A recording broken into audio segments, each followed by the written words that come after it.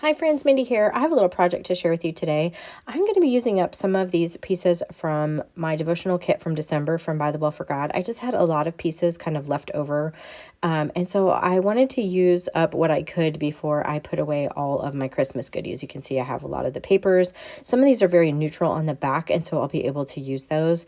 I have this journal cover started already. This is just something that I have had in my stash for a while. I had covered it with brown paper and then had some just paint and stuff over the top of it.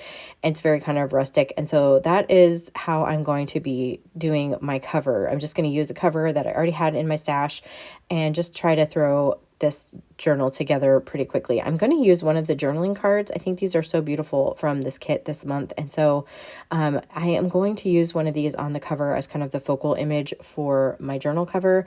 Just trying to decide which one of these I want to use. I'm trying to pull in those kind of greens and creams and tans in here. In the end, I like this one. It just has a little bit of a more of a focal image on the front, and it's got some script in the background of it. It's kind of a mixed media almost look in the background, and so I want to imitate some of that script. So I'm pulling out an old stamp set from By the Well for God. This is called Defined, and I really liked the scripty font in it, and just kind of the messy writing, and I thought it would go well with what is in the back of this journaling card. And so I'm using archival ink in black soot for the background because I am stamping over acrylic paint.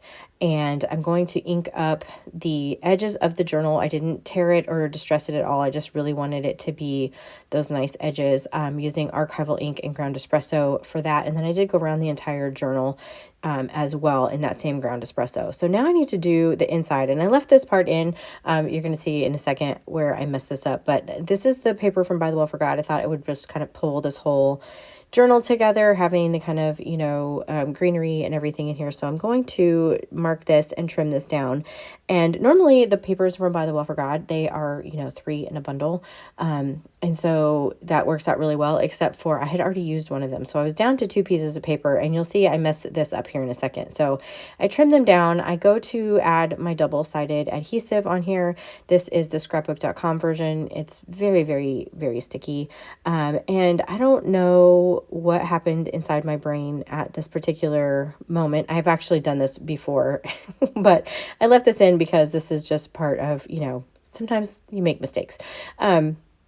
And for some reason, I turned that paper over and I put the adhesive on the side that I needed to be visible. And so I didn't actually realize it until I had already stuck down the first piece. And this is super, super sticky tape. I tried peeling it up from the cover, honestly, and I could not even get it up without damaging the cover. So I ended up just having to cover it with some different pattern paper. So you can see here, I'll open this up. You can see I did some different paper. This is also By the Well for God paper, and just covered up what I had done on that one side. I still can't believe I did it, but these things happen sometimes. So for the spine, I want to, I don't need to reinforce it necessarily, but I do want to kind of cover up the edges. And so I'm using, this is actually like the shipping tape that has the adhesive on the back that you just wet with some water. And I use this for various things. It's actually kind of a fun product to use. I've actually used this for journals and to hinge pages together and things.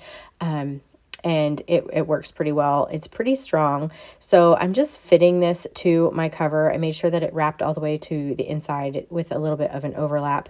And then I creased it so that I could kind of see, because it's easier to work in sections because, again, it's just really sticky once it gets wet. So I'm going to take a paintbrush here in some water, and I'm just going to wet this one section. This is going to be the outside section of the spine. And again, I'm just trying to pull in some of those browns and crafts and everything, and just add a little bit more interest on my journal cover as well. So I kind of lined this up and realized I didn't have it exactly where I wanted it. Fortunately, I could pick that up, moved it over just a little bit, and then just pressed it down really well. And then I will wrap it around to the inside. You can see it's thin and flexible, so it just works pretty well for this because I don't need it to stabilize anything. It's really just a covering for my cover here. And so then I just did these other 2 sections and kind of wrapped them, and then made sure that they overlapped on the inside. And again, this is where the signatures are going to go, so not a lot of this is going to be visible anyway. but I just lined this up, and then I'm going to let this kind of sit and dry for a little bit as well. And I am going to be using a twine binding. So I already have my signatures pulled together. I'll do a flip through of these kind of at the end, but I have just various papers in here that I have pulled that have been in my stash forever. I'm going to glue down this journaling card to the front of my cover now. And then because I'm trying to let this tape dry before I do too much to the spine of it, just to be on the safe side. Glue that down with some art glitter glue there. And then I felt like I needed just a little bit more in the background. So I'm going to take some Rustic Wilderness and another stamp set from By the Well for God. This is actually an old stamp set as well, called Multimedia Marks. I love this stamp set. I'm not using it on a stamp block. I really want a distressed kind of look here, but I'm just going around with that archival ink. This is, like I said, it's Rustic Wilderness, and I'm just going around various places around just to kind of pull some of that greenery color into the cover and just to give a little bit more interest. I like how the cover was kind of just painted really roughly in the background, but I did just want a little bit more color on there. So you could certainly do more, but I like how that turned out. So I'm going to do the twine binding. I've done this on my channel before. I have 3 signatures, so I'm just making sure that I'm wrapping this around so that there's 3 on the inside, and then I'm taking those 2 end pieces and I'm going to cross them over each other, and then the one on the left I'm going to slide underneath all of those strands, and then I'm going to tie a knot.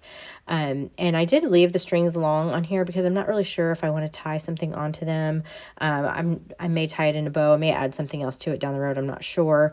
But for now, I'm just going to leave those strands kind of long. I did even them up with some scissors, but just made sure to tie a nice bow. And I used some hemp cord, so it's kind of a rustic, almost like, more like twine or burlap kind of a feel to it. So these signatures are just going to slide right into this. And so the beauty of this kind of journaling is that I can pull those pages out and work on them and then slide them back in. Or, I could, down the road, I could decide that I want to sew those in and then sew like the signature by itself and then slide the whole thing back in as well. But I like having them loose like this. And so it gives a lot of versatility, especially if you want to like rearrange the pages or put things in a different order or whatever. And so it's just going to stay kind of loose like that for now. And then now I want to add some of these other pieces that I have from the devotional kit that kind of go along with this. And I'm going to create some pockets with these journaling cards that I have. I really loved these journaling cards. So a couple of these, I went ahead and just kind of trimmed at an angle one of the corners to show, that this is going to be like a side tuck. I'm only gluing these down on 2 sides. That way it just gives you a little bit more room. If you want to add something back there that's larger, you can fit something back there. And so I have enough journaling cards that I'm going to do 2 pockets in each signature. So again, I have 3 signatures. Each of these signatures has like 60 pages in it. So this is a pretty robust journal for the size of it. It's about like 5 by 6.5 when it's finished. The cover is. And so the spine, I want to say, is like 1.5-ish. And so I was able to fit those 3 signatures in there pretty well. I'm just going to add some pockets. I'm not adding a ton to this journal. I really did leave a lot of space for writing, or if you want to add your own like memory keeping or whatever. I did kind of do the pockets in a variety of different ways. So these journaling cards basically became tuck spots, and some of them I trimmed down, and then others of them I just left it the way that they were, but I only glued them down on 2 sides. Certainly you could use, glue them down as on 3 sides and make like a pocket, but then you're just narrowing how, like, you'd really have to put like a skinny tag or something in there. And this way just gives a little bit more versatility about what you can kind of tuck into the pockets. So again, some of them I snipped the corners, some of them I just left it the way that it was. I did ink around all of those corners though. And then I decided I wanted to create a few other little tuck spots and things. So I'm using the offcuts of the paper that I trimmed off earlier that I messed up.